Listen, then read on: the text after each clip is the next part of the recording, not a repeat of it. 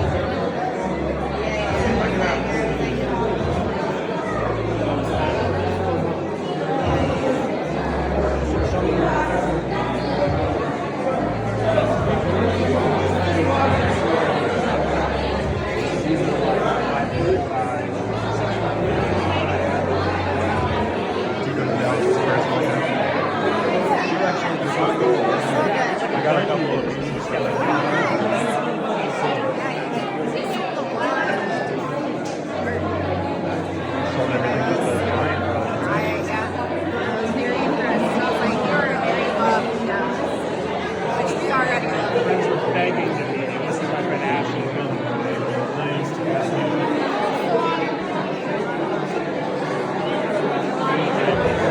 I wondered if we could bother you for a bit.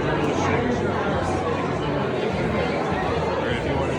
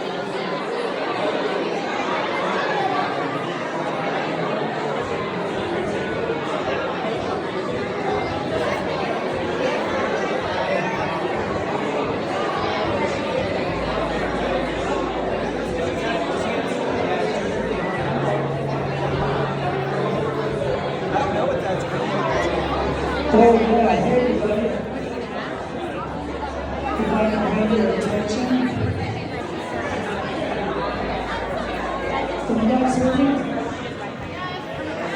Owen? Hey, Owen? Owen? You guys can hear? Or should you turn it up a little bit? Hey, it's rock and roll, right? Yeah, maybe up a little bit, as long as we don't feed back. That's good. Well, first of all, my name is J.D. Miller, and one of the co-owners and founders of Samuel Lynne Galleries. And I want to welcome everybody here tonight. I see a lot of faces, familiar faces, people I've met, but there's a lot of new faces here. So it's exciting to see all of you guys. So tonight is a really special night. The gentleman that we're getting ready to get on stage and hear his thoughts about being a multifaceted artist, I met in 2017 at the LA Art Show. And I'm actually an Incubus fan, and I became a fan of his work, and we hit it off, and we did his first show in 2018 here at Samuel Lynne. We had a second one booked for March of 2020. What happened? I can't remember what it was, but for some reason we canceled the show. What year is this, 2024?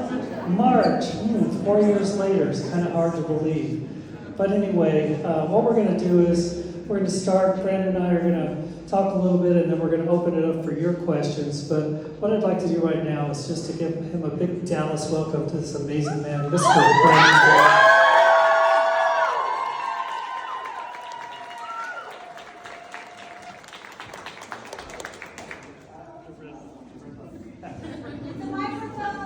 Hello. I didn't think I knew how to work one of these things by now. Yeah.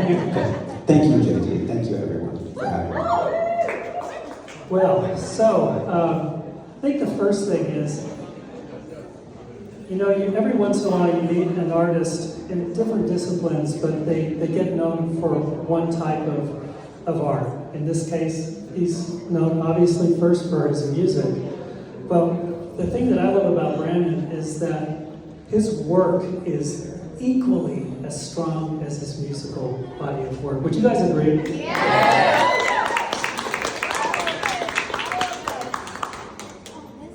No, it's lost. And it's funny, I want to thank a couple of people. Well, first of all, our director, Kristen Rivas, is she around here? Our gallery director. Making all these moving parts work. There she is back there. But Snaps for Kristen. Snaps for Kristen. And I also want to give a big shout out to the rest of our staff, but especially Owen. Where is Owen? This guy right here. And Dallas. Is Dallas still here? There he is right there. These two guys, so they hung the entire gallery. Well, guess what? All of Brandon's new work was supposed to be here a week ago. Do you want to know when it got here? Last night. So you guys, you knocked it out of the park. It wasn't his fault. He was on time as the damn shipping company. But you guys did so well. I just want to really give you both, a shout out for doing such a fantastic job. Okay, so I want to start with a question.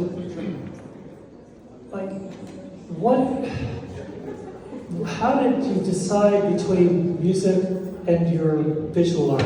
I mean, you did visual art from the time you were a child, correct? Yes. Some of my earliest memories are drawing. Yeah. It was something that my mom would give my brothers and I prompts for when we were misbehaving, or she was trying to sort of wrangle us. Here, draw. Just to push paper towards us, and so we would learn to just kind of doodle and draw. And then I started getting involved in life drawing, and I didn't really start painting until maybe about 20 years ago. And I became really, really fascinated with pushing paint around and throwing paint, and it felt emotive in a way that was, and still is, really fascinating to me. So do you find, are there, I mean, as far as the way your creative process works, how does it differ, you know, your visual art different is from creating music and songwriting? The two things are sort of, they're weirdly similar. It's difficult to describe, but I've attempted before, some of you may have heard me try and describe the differences between the two things. But it's as if creativity is sort of the tree that's sort of growing towards the light, and then music is one branch, and art is another branch, and there are other branches to explore. So that's kind of exciting, because music and art are two very powerful mediums, but there are lots of other mediums too. Can you relate to that at all? I can. Being a musician and a painter. So I mean, I wanted to be a rock star. Well, it may be now. But I really did. So I spent the first part of my career as a professional musician. But unlike Brandon, I was a terrible songwriter. So I find, you know, those irritating little things you hear on TV that are called jingles, and it's stuck in your head. I finally figured out I was good at doing those. Just So you got paid for your music? well, later, I mean, in the first part of the career when I was really trying to still be a rock star, I starved. I mean, literally, I had to sell guitars and things to be able to eat. Yeah. I didn't, you know, it didn't quite work out, but thank God, 25 years ago, it's hard to believe it's been that long, but I discovered oil painting, and you see some of my work in the other room. But I told Brad we had lunch today, and I shared with him. So it's amazing how things, synchronicity in the universe. But when I discovered oil painting, I finally figured out, this is what I was put on the planet to do. This is my true voice. And so I immersed myself in oil, and I literally painted 7 days a week for 3 years, and I painted 30 to 50 paintings a month. But that was about the time that Incubus's first major, the one that really hit with Drive and Pardon Me and all the great songs were out. And do you guys remember cassettes? Those things that, yes, you do? So I had this cassette, and Brandon, I had a ghetto blaster there, and I don't know what it was about your guys, that album. I played that thing over and over and over, and after 3 years, it finally, the cassette just disintegrated. Right. It was like, move on. Get their next record. I don't think I played music after that. I think I just went into hibernation. But it's so cool. So we met at the LA Art Show, and it's how things come full circle. So, like right now, what are you doing? I mean, I know you've got another tour coming up, but how do you balance between being, you know, a full, you know, working touring musician and being an amazing visual artist? Thank you, by the way, for having our cassette back in the day. Thank you for making it. Yes. Did you ever put the pencil in it to try and wind things back? Oh no, it was past that. Yeah, no, there was no fixing it. Yeah, so we have let's see, we're doing the Southern Hemisphere in about 3 weeks. We're doing New Zealand, Australia, and Asia, and then we're doing 10 arena dates in the States like this summer. But I bring stuff with me. Painting has been something that has kept me kind of in a quiet place while we're touring. There's so much chaos when you're living out of a bag and then on a bus and airplanes and trains and the whole thing. And so there's every opportunity to sort of become completely chaotic. And sometimes that's fun, and sometimes that can be inspiring. But I've figured out kind of a long time ago that a way to stay happy amongst the chaos was to paint. And so in my hotel rooms, in the dressing rooms, on the bus, in the parking lots, I'm drawing, painting. So some of these things were done backstage. That's so cool. Yeah. You know, for me, so again, in my music years, I had to deal with bands, you know, and band members. And I don't know, a lot of them, there's a lot of egos typically in a band. And the thing I I don't know love, what you're talking about. I know, so you can't even, first of all, I can't believe you guys are all still together, which is amazing. Isn't it?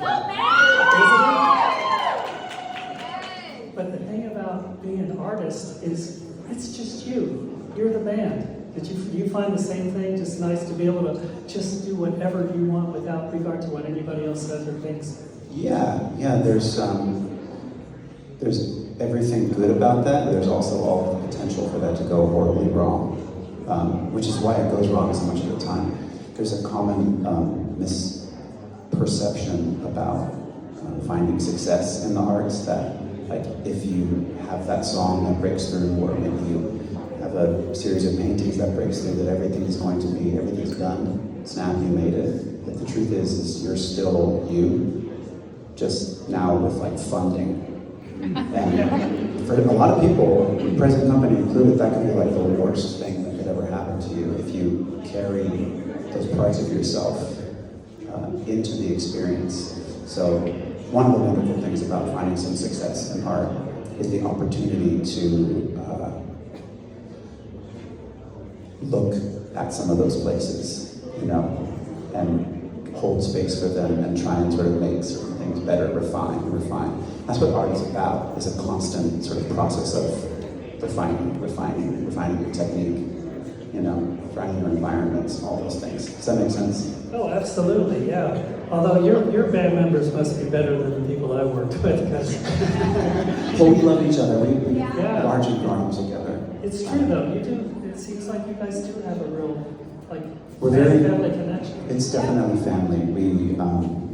We love each other deeply. We get mad at each other. We're friends, we're family, all these things. But we also understand, I think, where for the most part, it's like I'm sure everyone in the room can relate to this. If you're hungry or underslept,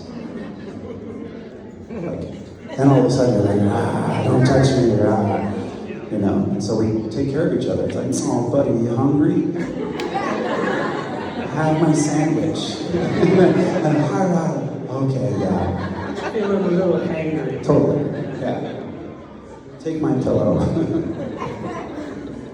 So what I'd like to do now, if I could just have everybody just for a second, can we just, hello, guys?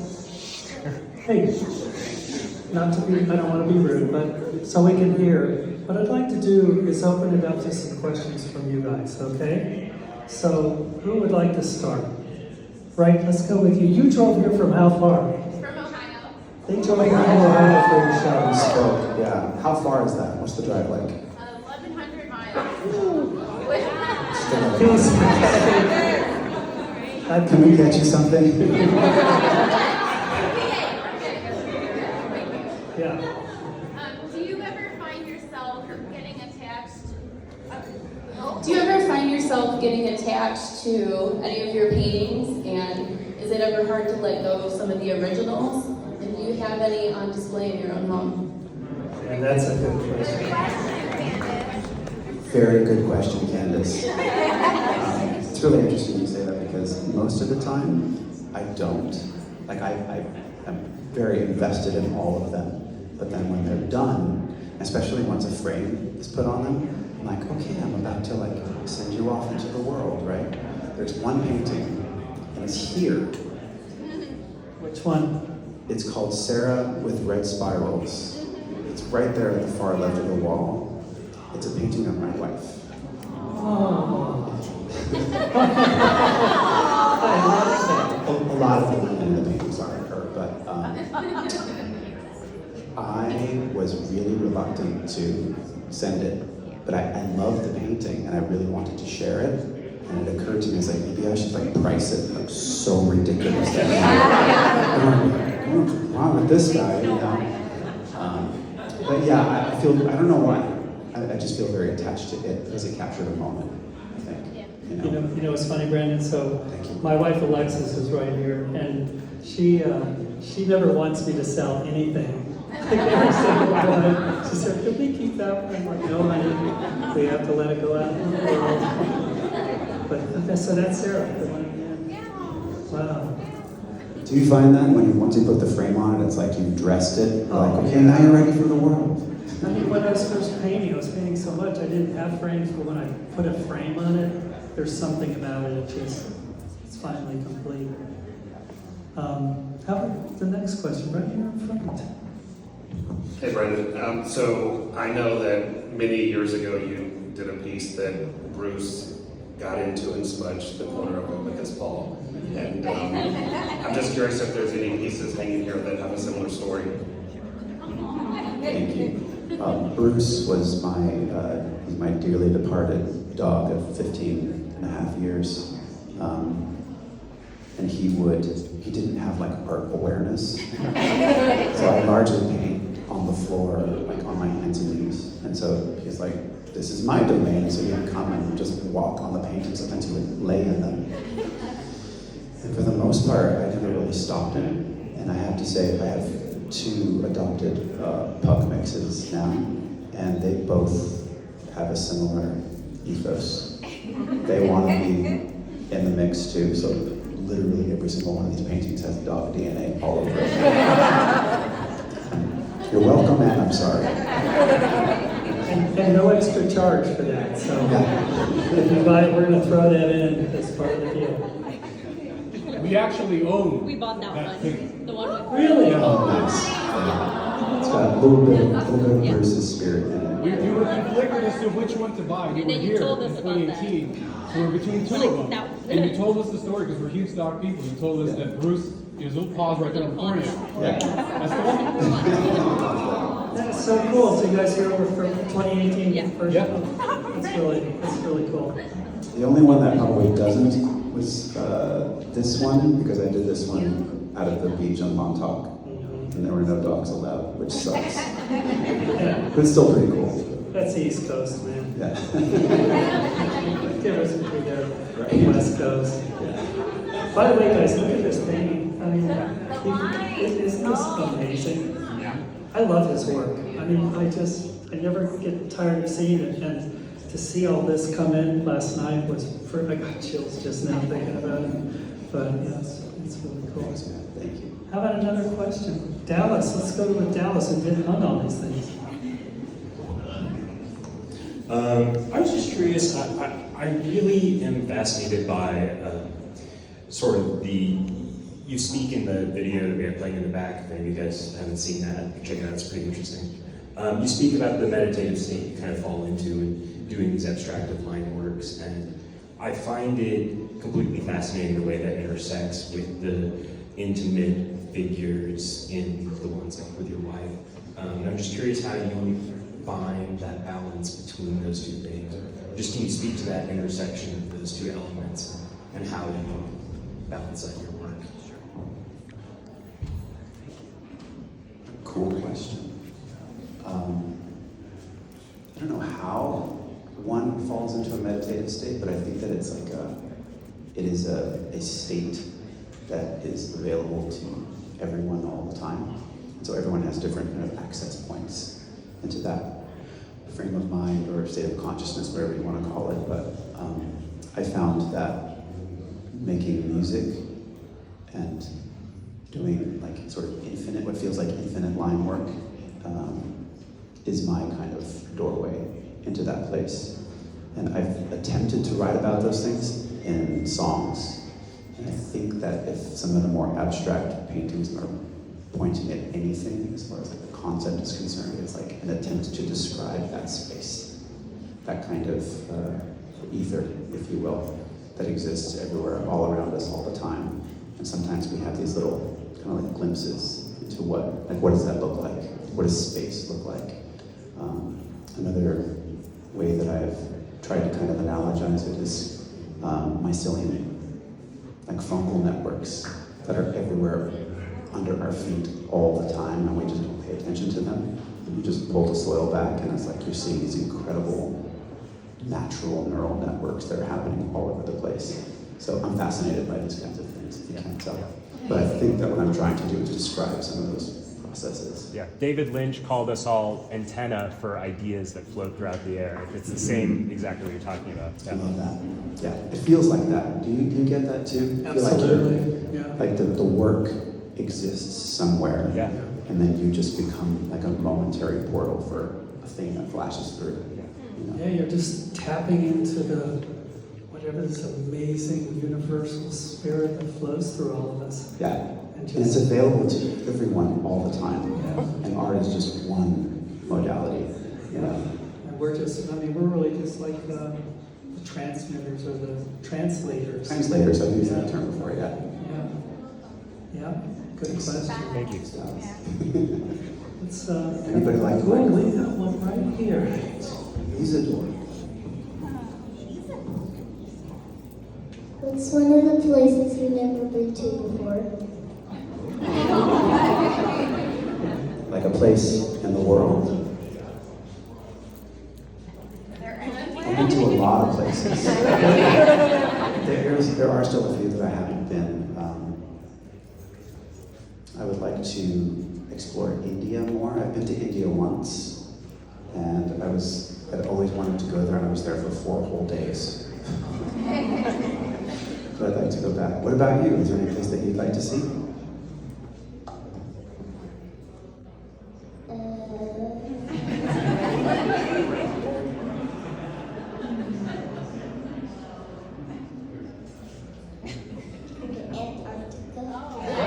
That's so weird. I was thinking Antarctica. See, we are at sea. I've never been there either, so. That'd be a tough place to do a gig. wouldn't it? Has anyone lost a ring? Looks sort of antique-y. It'll be in the Lost and Found. You guys haven't looked, right? No. But we can start one. We'll start it I saw tonight. someone else raise their hand. Right here. Hi.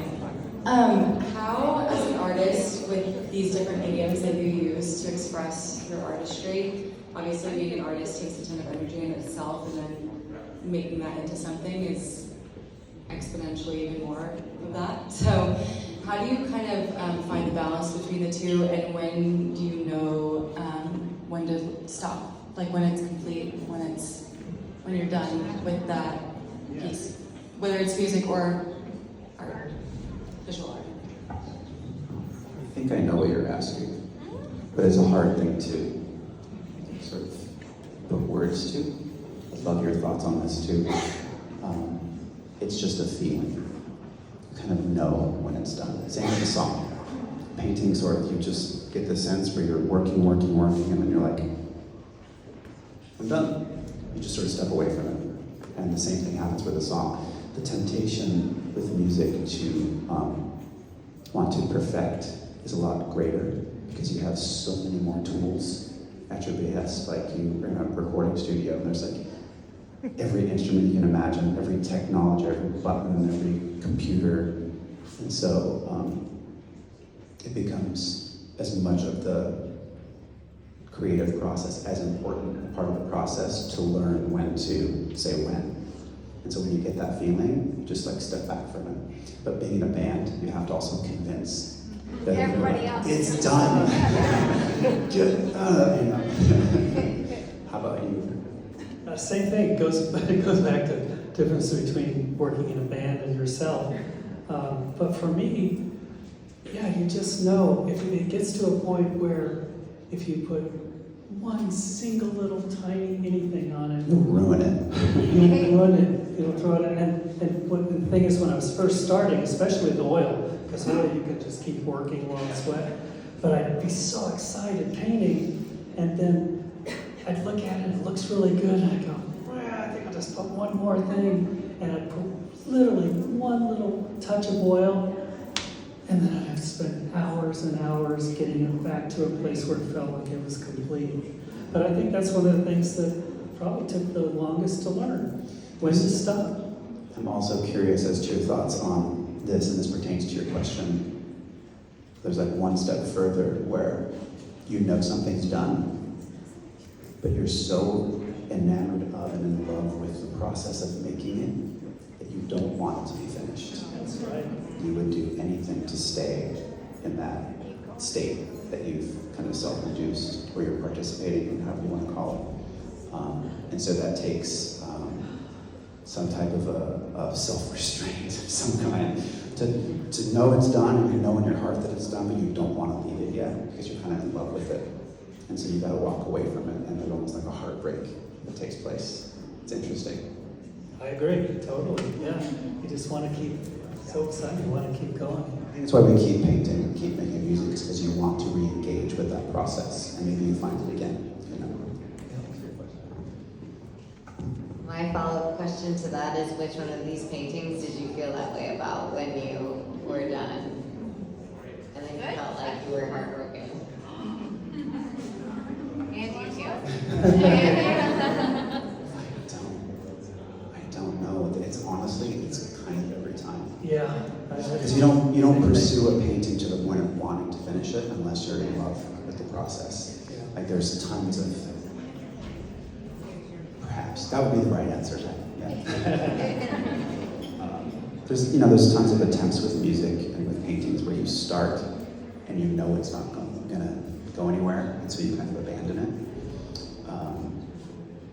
And so everything that I'm showing, I would assume it's the same for you. Everything that you decide to share, you've been in love with the process of making it, probably to some degree, right? Oh, absolutely, yes, it is love. Yeah. It's all love. I think the other thing for me, Brandon, and maybe, I don't know if it's the same for you, but if I'm sitting there looking at a painting and I'm at the point where I'm close to and considering it's done, but if I'm sitting there going, not quite sure, then it's not done.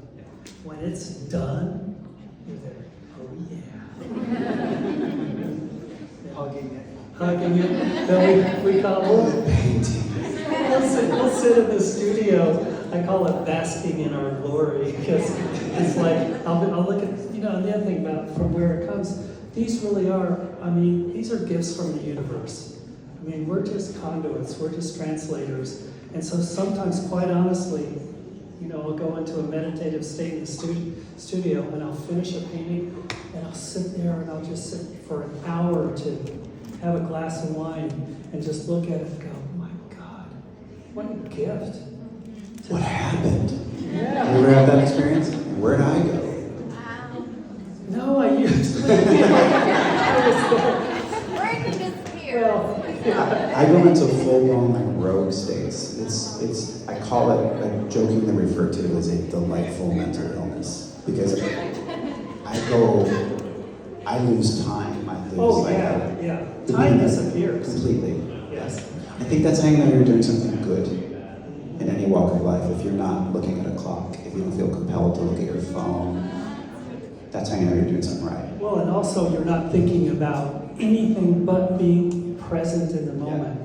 There's no worries, there's no concerns, there's no fears. Yeah. It's just complete surrender to the moment. And man, that's a gift in itself. Picasso had a famous line. He said, when I entered the studio, I checked my body at the door. Because he just, you just go in and you surrender to the process. Love that. It's pretty cool to be able to do that. How about right here? Sure. I don't know if my arm can reach that far. Maybe you can hand it back. Yeah, that's a good one. Wait. Okay, we'll get to you next. Thank you. Hi, Brandon. I'm Gabby from Mexico City. I came today for this. What? Wait, from Mexico? Did you come from Mexico City? Mexico City. Okay, you were in the long distance apart. Yeah. I'm so nervous, so I wrote the question. Oh my gosh. Here we go. What's the inspiration behind the Twice title? Does it have it to do with the eyes, how the people see? They don't like, maybe sometimes don't realize the true, the natural things? You're talking about the Twice if I like it. Yeah. What is the inspiration behind this title? And why is particular, meaning the color, the palette? Because customization, the black and white and beige.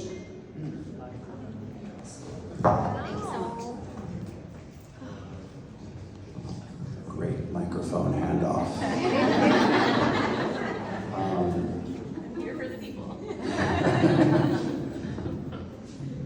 This is, there are occasions when the paintings have a sort of title or a concept sort of built into them, but it's actually quite rare. Most of the time when I'm titling them, I'm sort of like wandering around my house, like kicking a pebble, what's it called? Twice if I like it. It can be a little bit random. The series that's on the back wall, which is it's a print that I hand embellished across, that painting originally was called Give Me a Minute, and that one was a little bit more intentional and deliberate in titling because the person that I was painting, I had asked her a question,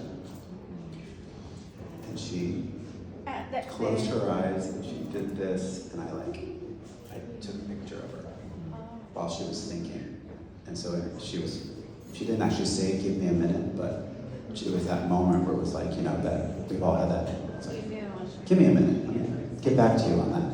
And so she closed her eyes, but then when I was reimagining it as a painting, I opened all of the eyes around her, so her eyes were closed, but then all of the possibilities of where her thoughts were going became sort of like the meat of the painting to me. So that title was a little more deliberate. Twice If I Like It was, I think I was walking around my house kicking a pebble. It was a little bit more random. And the color palette, like most of the color palettes are things that you sort of just find in the moment.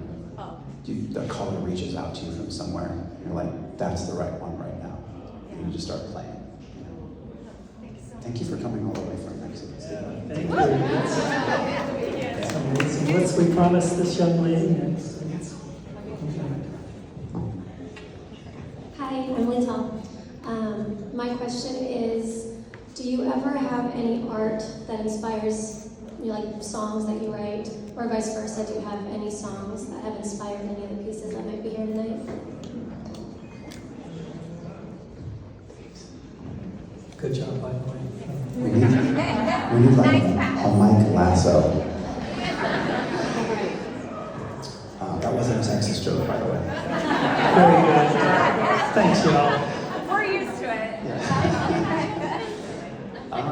Yes, the answer is yes. It goes kind of in both directions. Sometimes I'll be working on a painting and songs sort of flood in because the window is open.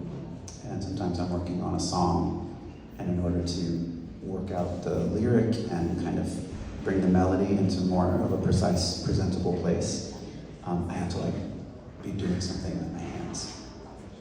It's actually part of the title of the series is Wandering Hands. So I thought it was sort of a funny double entendre. We got a big laugh out of that. Okay, good. Yeah. So there's like a literal element to that. Like I let my hands not idle. I let them sort of wander, and they just want to move, And so the two things are in a way they're synonymous. They kind of arrive at the same time.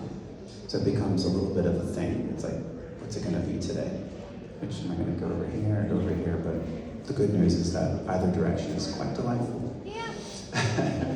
And I'm going to steal that. The window is open. That's a great title. It makes sense. Yeah. Oh, absolutely. Yeah. Hello. Do you only wait until you're inspired to create any type of art, or do you ever schedule time to sit down and be creative? That is a really good question. And I hope that the answer is not disappointing. I've heard a lot. I'm really curious as to your thoughts on this, JD, because so many of my friends that are artists will paint every single day, no matter what. Musicians that will play music every single day, no matter what. I have always had an approach that's a little bit more like, I let the call kind of come and grab me. That being said, I feel called very, very often to do it. So I do it quite a lot, almost every day. The days I'm not doing it is if my back is tired. Yeah. But I've also found that having moments away from music and away from painting help inspire and allows it to move in different directions. I think that you can get kind of single-minded. I was adamant about this in our early days of touring. We would be on tour just all the time. And I found myself starting to write songs about being on the road. And I never wanted to be that kind of a songwriter. I wanted to be a songwriter that was describing things that were either more relatable and like life experiences and processing life experiences, or at the other end of the spectrum, full magical realms, if that was a possibility, but not about being at a truck stop, because that was my experience for a long time. Thank you. Yeah. Ooh. How about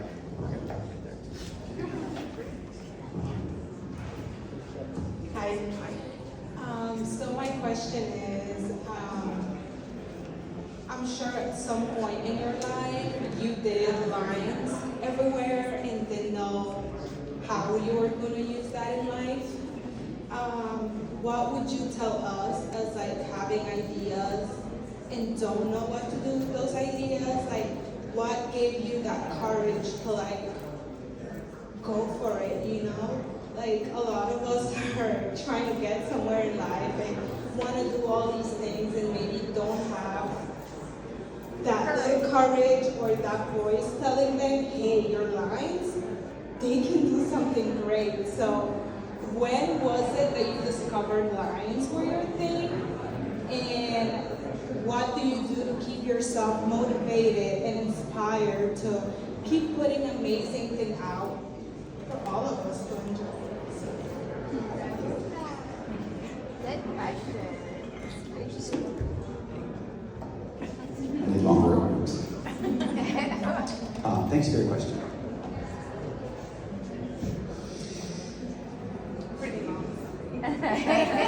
I just want to make sure that I am thoughtful in my response, because it's a weird territory to find any kind of commercial success with art. And I can say this with some certainty. I think that it's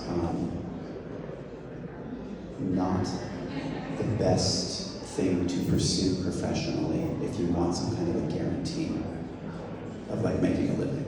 I'm still to this day shocked that I can make a living as a musician or as a painter. Like, I can't believe it. So that being said, it was not my intention. I thought that it was going to be like a passion or a very involved hobby. I was pretty convinced of that. And so when our band started sort of getting wooed by record labels in the mid-90s, I was like, we'll see how long this lasts. I thought maybe we would get 2 years. And then 2 years turned into 10, and 10 turned into 20. Now we've been a band for almost 33 years. So I think that what's important, though, in regards to your question, is that you have things in your life where you can be creatively expressive. And if they happen to become a thing, then that's like icing on top. But I think that the intention should be that this is just for me and for the people directly around me who might enjoy it.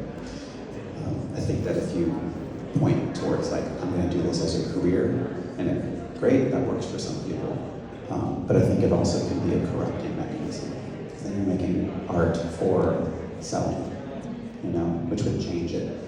And maybe the world needs that kind of art too. But I've always loved art that was much more visceral and emotional and instantaneous and tactile. You can touch it, I think too, Brandon, we've talked a little bit today, especially. I think you and I both were very fortunate to have families that really gave us the encouragement to be creative. And I don't know how yours were, but I was taught from a young age that you can do anything you believe in. And I was given the opportunity and the freedom to be expressive. And as artists, I don't know about you, but I was a little bit different than a lot of the kids. And having that support as a child, man, there's no substitute for that. And so I always believed in myself. I never, ever questioned whether, at first I thought it would be music. And then when it became painting, I knew that I would do something important, and I had a gift, and then I would be able to share that. But I think my childhood gave me self-confidence. That's amazing. Did you ever find yourself riddled with any kind of doubt around these types of things? I've talked to a lot of artists from lots of different walks of life, and one thing that I found that many, many artists have in common is some version of an imposter syndrome. That's sort of lurking right in the background.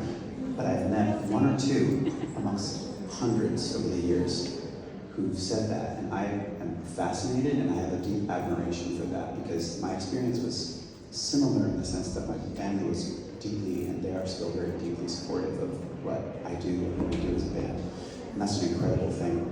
But the whole time, still even now, I'm sort of like, someone's gonna pull the plug one of these days, you know? And I know that's a sort of a psychological fault of mine, that I, once again, with refining, all of it, that's part of my process of refining, is like, turn that down as often as possible, you know? That's one of the things that's so fun about music, though, is that once you step into that realm, and you plug in, and there's like the lights and the drama, and all of us get moved by it collectively, and it becomes like kind of quasi-church. And then you stop asking for permission. You're just like, this is what we came here to do. And it feels beautiful, and it feels raw and visceral and beautifully chaotic. And so that's one of the reasons why I think we still tour, is because that sort of imposter syndrome thing, once you walk on stage, it goes away, probably by necessity. No, I didn't struggle with that. I struggle maybe with like bringing my ego back to, but no, I never questioned it. I've never had that, but I will say one thing, that the difference between doing visual art and performing, and I did that for years, and then I still occasionally would perform live and paint, but man, there is nothing like a live performance. Would you agree, the energy of being in front of an audience, and that, I think it's super, super old. I think it's why we're still willing to, I go to shows still, and I get lost in watching people perform as well. And I think the reason that we're available for that as an experience is because it is something that's in our DNA that's really, really old. That's the part of us that used to gather around campfires and whack sticks on rocks and shit. That's right, and they say, anthropologists say that the early men, what they would do is, like when a tribe would encounter another tribe, they would start singing and beating on drums, and they used to sing incubus songs. They would sing incubus songs to drive off the other road. But the one that did the best performance, the others would go, okay, they're better than us, and they'd leave, and they wouldn't have to go, kill each other. Rival bands. Yeah. They didn't have to kill a rival band, they just let them. That's how we came up back in the day, in the 90s, you killed the other band. There were other bands at our high school, but Well, let's do this. Let's do one more question. How do we decide? Rock, paper, scissors. Oh, you want to do rock, paper, scissors? I think you had your hand up first. It's hard to. Let's do two. You were first, you were second. So let's do this one, followed by either one of you. We'll do those two, and it'll be our last two questions. Have you decided what size canvas you're going to need for a certain feeling or idea you have? Never heard that one. She asked, what size canvas? How do you decide?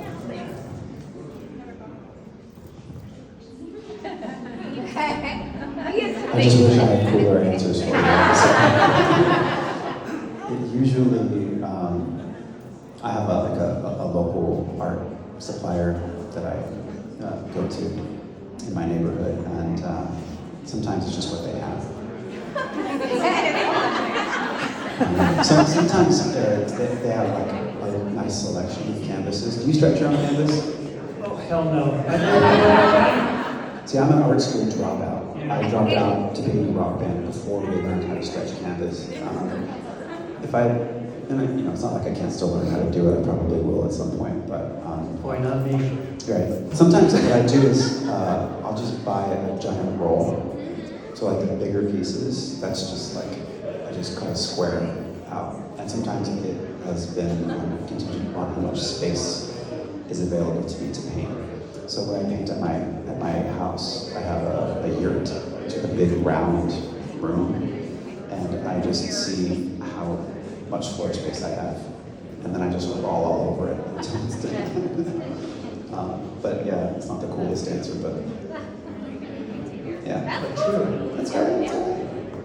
Okay, last question.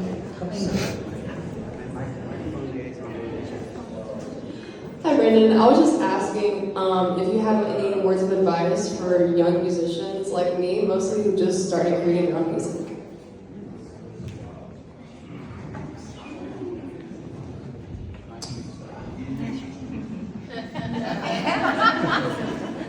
You were super young, right? Yeah, I mean, we were 15 when we started the band. There's a couple of things. Number one is be really wary of advice. I always say that to people. Be what? Be very wary of advice from young musicians. So then, because, never mind. well, no, there's only one you, and your path through life is going to be unique to you. And the more successful you are in your life, the more unique your path is going to be. So if you find yourself in a place where you can't sort of relate to the advice people are giving you, you're probably on the right track because you're in rarefied territory. Do you know who Henry Rollins is? Yeah. So he's a solo artist from like the 90s and the 2000s, but he sang in a band called Minor Threat, which is a punk band from the 80s. He was the second singer of Minor Threat, if I'm not mistaken. You should look him up, he's a really smart guy. I just saw an interview with him from sometime in the 90s, and he was kind of extolling on this sentiment, and he said something to the effect was, when you go to shows, be inspired, don't be awed. Every band that you grew up loving started somewhere, and every recording you hear of them is the very, very best version of that song. And we edit, and we play it 15 times, and then we'll take the best piece of each song. Incubus has tried really hard, sometimes successfully, to record our albums live. And so our second, third, and fourth records that we recorded them playing them together. It's really, really difficult to do. It takes an intense amount of practice, but the point being, like Henry Rollins was saying, is it's okay to be odd, but let that be inspiring to you. You can probably eventually sing better than your favorite singer, or play better than your favorite guitar player. There's always going to be the next thing. So just jump in, make a mess, do your worst. It's pretty damn good advice. Don't you say? So what do you guys think?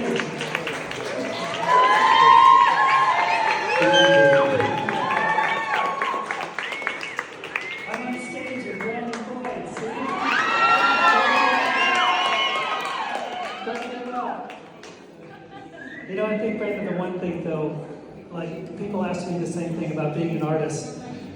You have to have an unshakable faith in yourself and your gift, because it's not easy. It's not easy. It's probably music and art are two of the toughest professions you could choose. But the people that make it, they absolutely believe in themselves. Even if you may have some imposter syndrome, wouldn't you say you have to? That's a fundamental.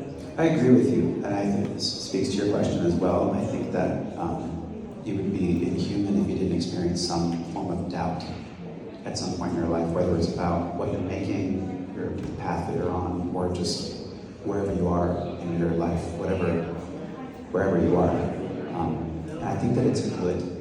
I think that experiencing moments of doubt means that you're thinking about where you are, and could I be refining this more? You couple it with ultimately like a bedrock of I know what I'm here to do. I know I'm supposed to do this, but it's okay if you have doubts amongst those things. Well, guys, you have been a fantastic audience. Thank you, guys. Thank you for being here. Thanks for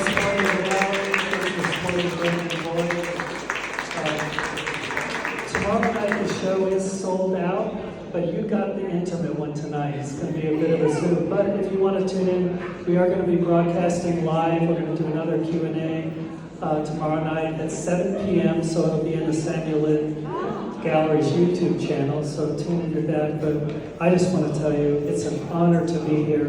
It's an honor to have this man sitting next to me. And let's just give him one more. Yeah.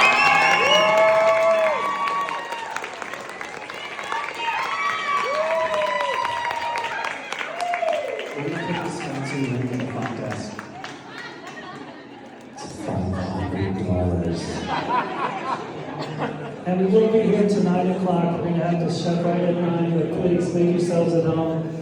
Our house is your house. So thank you for being here. By the way, I want to give one more shout out. People ask where the name Samuel Lynne Galleries came from. It's from my partner, Phil Romano's son, Sam, and my daughter, Jamie Lynn, right here. And thanks to my people right for Alexis for putting up with my ass. Thank you guys.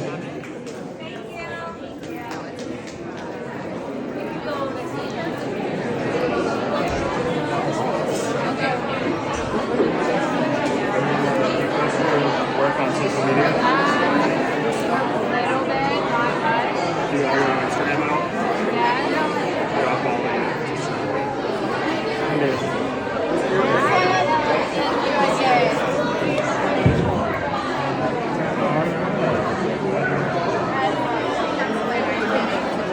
Where's Ross? Are you coming over?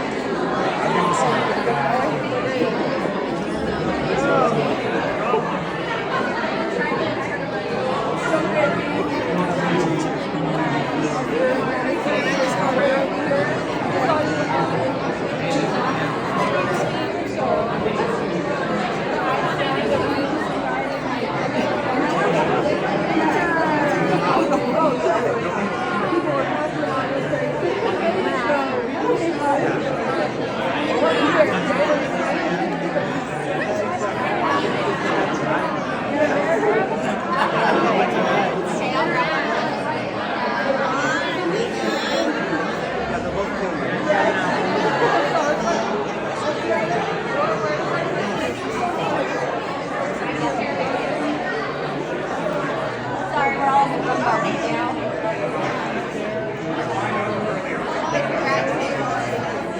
JD's never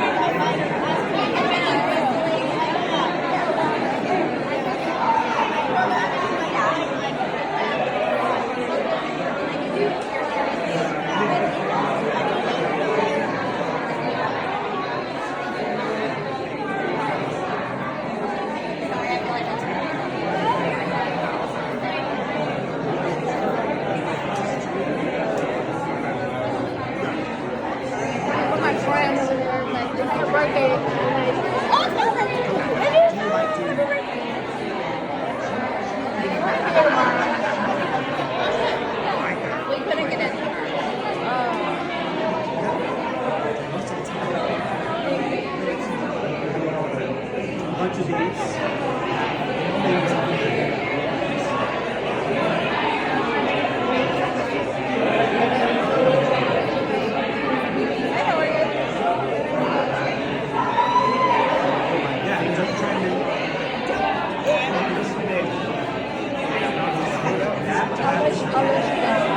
you still waiting for her? Yeah. You want to go in first? I'll be really fast. Yeah. Okay. I just have one question. Snap a photo.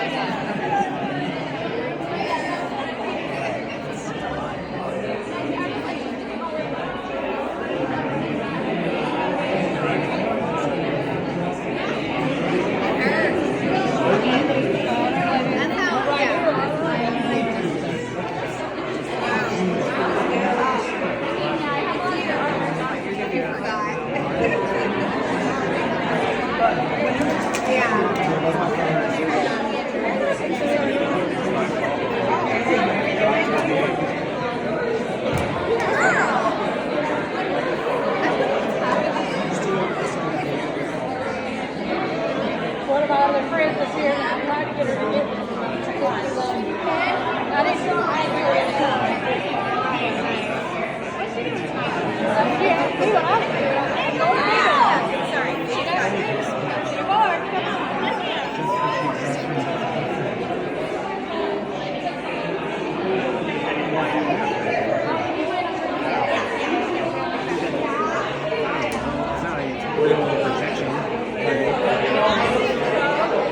Yeah, let's go.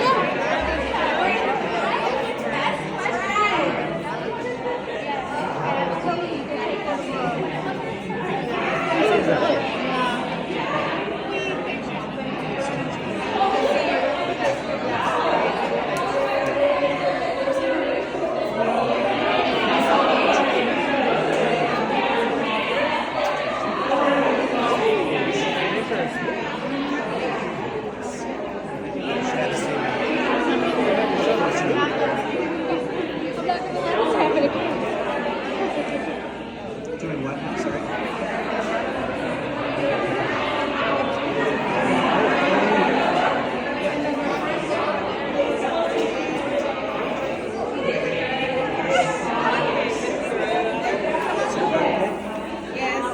It's your birthday? It is. Today. Today. Happy birthday.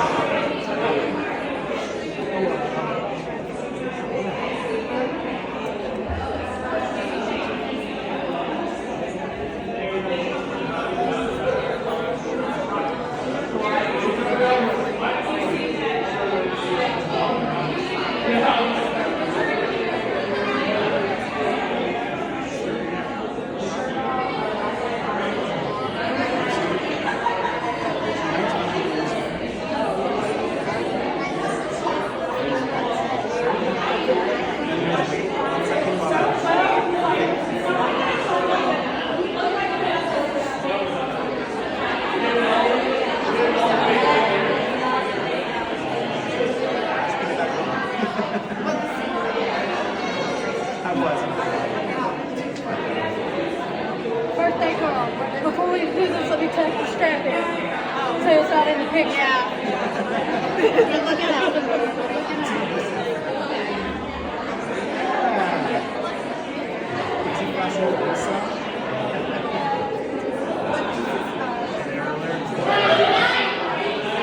Somebody wants that picture if they can help. That's fine too. What if she's taking a picture?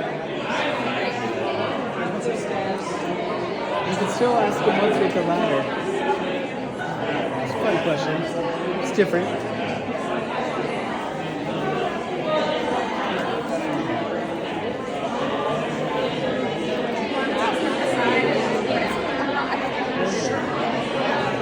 Whenever you're ready.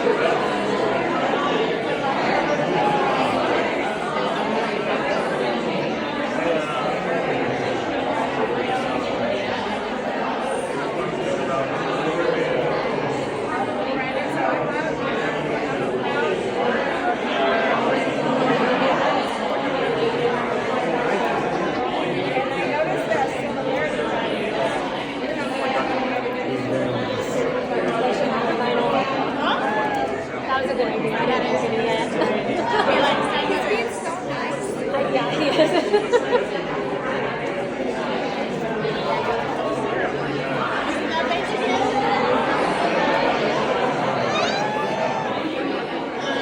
I stand by. No, they're bad. They're not. What about her?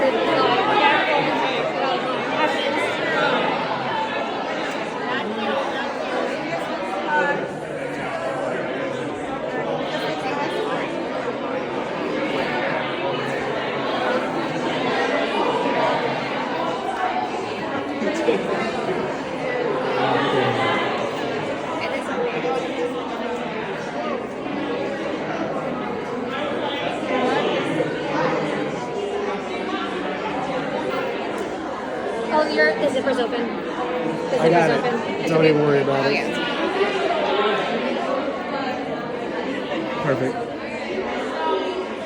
It's a man's bag anyway. Don't know if you noticed. Technically, he's right.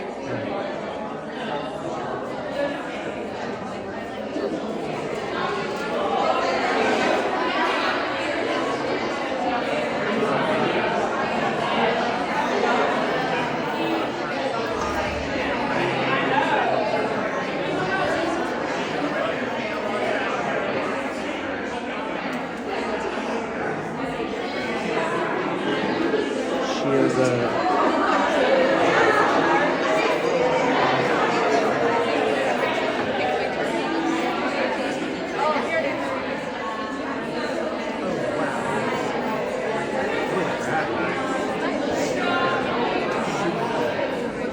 His arm is coming off.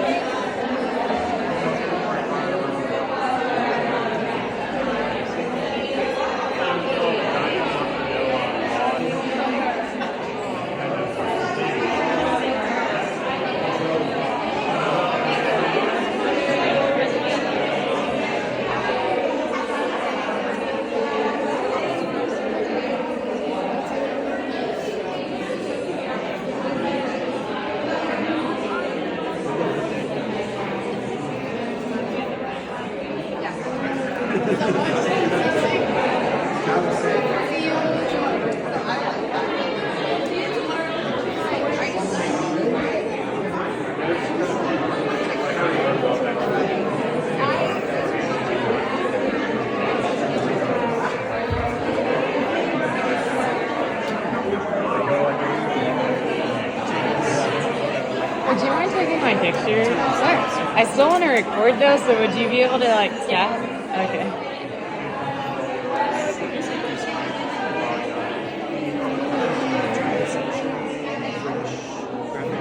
I see you waiting. You were right there, and I was right there.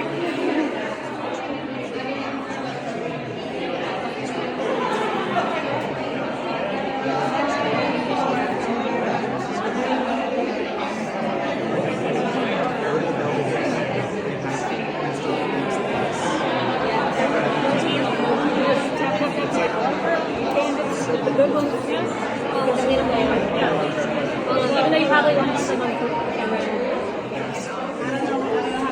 Oh, it's easy.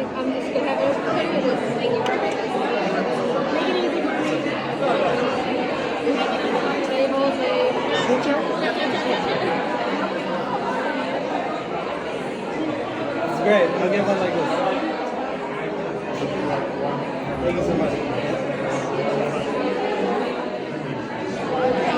I got some. They're good. Yeah, oh, they're good.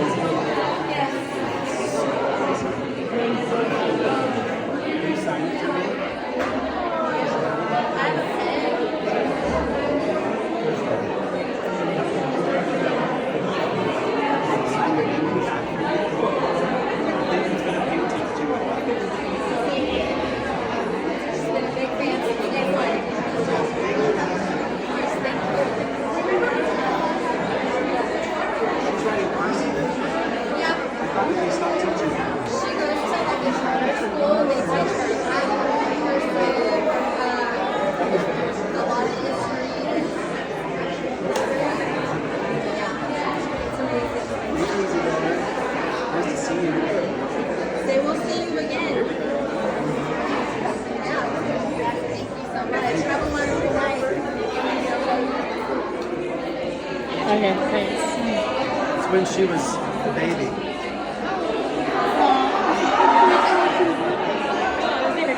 It is so cute. Let's take a picture. She's like recording, but also very serious. Very serious. I got like 20. You just, oh, you want me to keep going? Yeah. I got a bunch. Okay, awesome. I appreciate it. It was nice meeting you. Take care. We can take care of you. Oh yeah, I'll take a sticker. Thanks.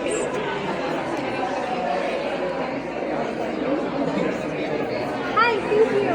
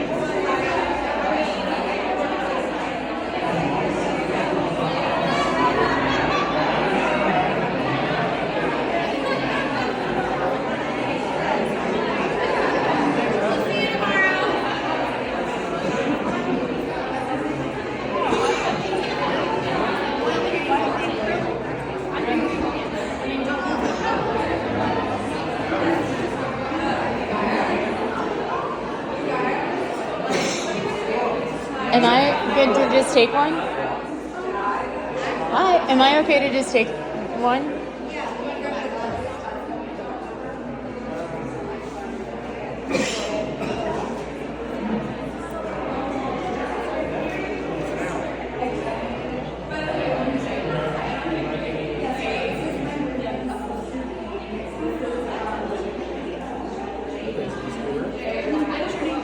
Stephanie Cavazos.